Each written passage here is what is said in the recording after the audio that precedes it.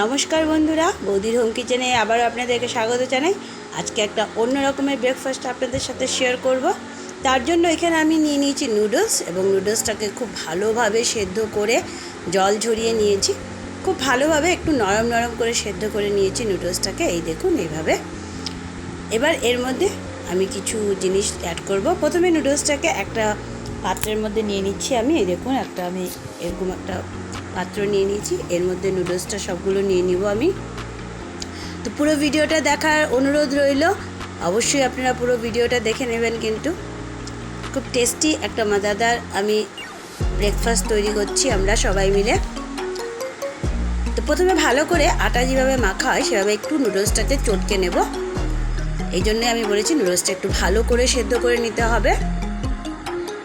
এই দেখুন, ঠিক যেভাবে আটা মাখা হয় সেভাবে নুডলসটাকে একটুখানি আমি চটকে নিলাম। পুরো এটা ম্যাশ করব না, জাস্ট খালি একটুখানি চটকে নেব এটাকে। এবার এর মধ্যে যেটা দেব সেটা হচ্ছে, আমি এখানে নিয়ে নিয়েছি দুটো ডিম।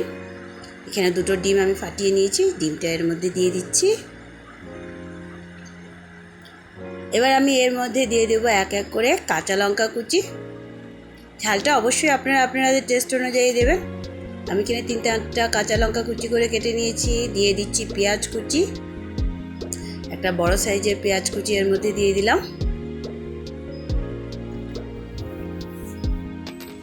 এবার আমি এর মধ্যে দিয়ে দিচ্ছি কিছু ভেজিটেবলস, যেমন এখানে আলু আমি মেশিন দিয়ে গ্রেট করে নিয়েছি, একটা আলু দিয়ে দিচ্ছি। গাজর, সেটাকেও আমি মেশিন দিয়ে গ্রেট করে নিয়েছি যাতে পুরো ম্যাশ হয়ে যায়। আর দিয়ে দিচ্ছি ক্যাপসিকাম।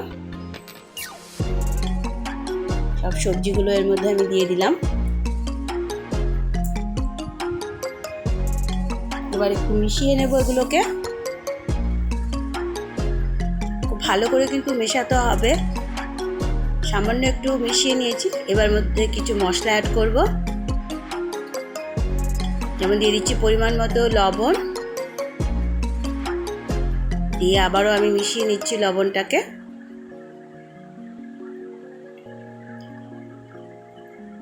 লবণটা আমার মেশানো হয়ে গেল।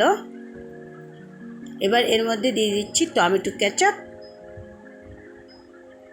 বেশ 2 চামচ মতো টমেটো কেচাপ দিয়ে দিলাম।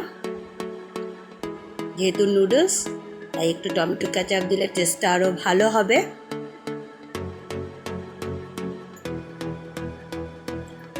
টমেটো কেচাপ দেওয়ার পর আমি সামান্য একটুখানি হলুদ গুঁড়ো দিয়ে দিব, জাস্ট খালি কালারের জন্য।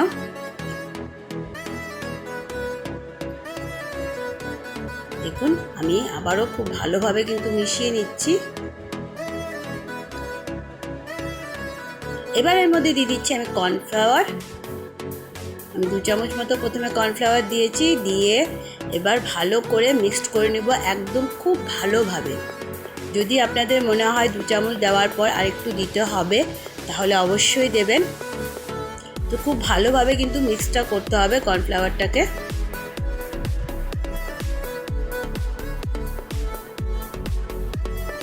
খুব ভালোভাবে, যাতে কর্নফ্লাওয়ারটা খুব ভালোভাবে মিশে যায় সেইভাবে মিক্সড করে নিতে হবে। আমি আর একটুখানি কর্নফ্লাওয়ারের মধ্যে অ্যাড করছি, যেহেতু আমার মনে হয়েছে আর একটু লাগবে, সেজন্য আমি প্রথমে আপনাদের বলেছি প্রথমে 2 চামচ দেওয়ার পর দেখে নেবেন, যদি লাগে তাহলে আবার একটু দিয়ে দেবেন। এটা আমার মিক্সড করা হয়ে গেছে। এবার আমি এর মধ্যে দিয়ে দিচ্ছি চিলি ফ্লেক্স সামান্য একটুখানি, দিয়ে আবারও ভালো করে সব মিক্সড করে নিচ্ছি। তো বন্ধুরা, আপনারা যারা যারা আমাদের চ্যানেলটিকে দেখছেন অবশ্যই লাইক করুন, শেয়ার করুন আপনাদের বন্ধুবান্ধবদের সাথে।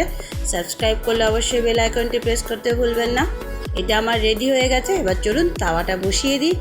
তাওয়া বসিয়ে দিয়েছি এবং তাওয়ার মধ্যে সামান্য একটু তেল দিয়ে দিলাম 1 চামচ মতো, এবং ভালো করে তেলটাকে তাওয়াতে আমি এরকম ঘুরিয়ে ঘুরিয়ে পুরো তাওয়াতে লাগিয়ে নেব। বলতে পারেন আজকে যেটা বানাচ্ছি বাচ্চাদের কথা অনুযায়ী এটা নুডলসের একটা পিৎজা টাইপ। বাচ্চারা পিৎজা শুনলেই খুব খুশি হয়ে যায়। তো এইভাবে বাড়িতে আপনারা নুডলস দিয়ে এইভাবে একদম ঘরোয়াভাবে পিৎজার মতো করে বাচ্চাদের খাইয়ে দিতে পারেন, একদম হেলদি। এইভাবে একটুখানি ছড়িয়ে দিলাম এবং গ্যাসের স্টিমটা একদমই লোতে রেখে এটাকে ঢাকা দিয়ে দিয়ে বানিয়ে নেব, তাহলে সবজিগুলো সব সুন্দর সেদ্ধ হয়ে যাবে এবং নুডলসটাও খুব সুন্দরভাবে সেদ্ধ হয়ে তৈরি হয়ে যাবে। গ্যাসের স্টিমটা অবশ্যই একদম লোতে রাখবেন। এইভাবে ঢাকা দিয়ে দিচ্ছি এটাকে আমি। ধরুন 1 মিনিট পর আপনি যদি উল্টে দেন, দেখবেন একটা সাইড পুরো হয়ে গেছে। হালকাভাবে এটাকে উল্টে দিতে হবে। এইভাবে একটা চামচ দিয়ে ধরে, এই দেখুন একটা সাইড পুরো হয়ে গেছে। এবার আরেকটা সাইডও হতে দেব। আবারও আমি একটু ঢাকা দিয়ে দিচ্ছি। এইভাবে খুব চটজলদি এটা তৈরি হয়ে যাবে। এই দেখুন কি সুন্দর উল্টে পাল্টে যাচ্ছে এবং তেলও খুব বেশি লাগবে না। প্রথম আমি যেটুকু তেল দিয়েছি আপনারা দেখলেন, পরে এর থেকেও কম তেল লাগবে, কেননা প্রথম তাওয়াটা গরম হতে তো একটু তেল লাগে। এই দেখুন মিডিলটাতে একটু খুন্তিটা চাপা দিয়ে দেখে নিচ্ছি মিডিলটা টেনেছে কি না। মিডিলটাও সুন্দর টেনে গেছে। এবার দুটো সাইড লাল লাল করে ভেজে তুলে নিলেই তৈরি হয়ে যাবে নুডলসের এই পিৎজা, যেটা বাচ্চারা শুনলেই খুব খুশি হয়ে যাবে। এভাবে এক এক করে আমি সবগুলোকে ভেজে নেব। দেখুন এবার আমি একদমই অল্প একটু তেল দিয়েছি। এবার আবারও আমি দিয়ে দিচ্ছি এর মধ্যে। তো অবশ্যই আপনারা এটা বাড়িতে ট্রাই করে নেবেন এবং খুব টেস্টি খেতে। একটুখানি ছড়িয়ে দিচ্ছি। গ্যাসের স্টিমটা অবশ্যই একদম লোতে রাখবেন, তাহলে খুব সুন্দর ভিতরটাও টেনে যাবে। গ্যাসের স্টিম বাড়িয়ে দিলে পুড়ে যাবে, তাই একদম লোতে রেখে ঢাকা দিয়ে দিয়ে এইভাবে বানিয়ে নেওয়া যায় বাড়িতেই।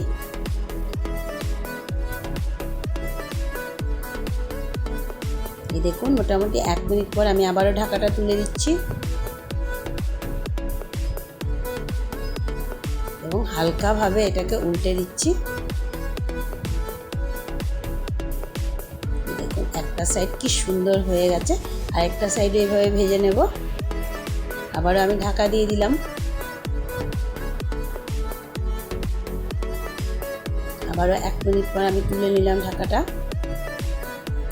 এই দেখুন কি সুন্দর দুটো দিকে লাল লাল হয়ে গেছে এবং খুন্তি দিয়ে আমি আবারও চেক করে নিচ্ছি যে মিডিলটা টেনে গেছে কিনা। দেখুন কি সুন্দর মিডিলটাও টেনে গেছে এবং আমার এটা রেডি হয়ে গেছে। আমি নামিয়ে নিলাম।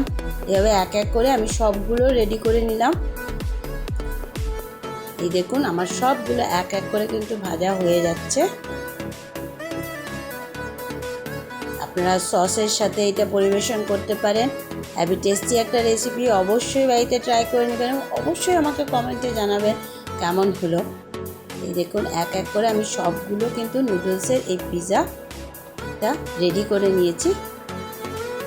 অবশ্যই আপনারা বাড়িতে এটা বানিয়ে নেবেন এবং অবশ্যই আমাকে জানাবেন কেমন হলো। এইভাবে আপনারা সসের সাহায্যে বাড়িতে গেস্ট আসলেও পরিবেশন করতে পারেন।